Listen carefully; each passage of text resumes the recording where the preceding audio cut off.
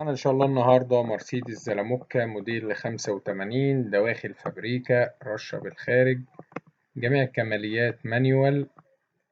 السعر إن شاء الله المطلوب في العربية 220,000 جنيه، قابل للتقسيط أو البدل، بس تقسيط مباشر هيكون لأبناء بني سويف فقط.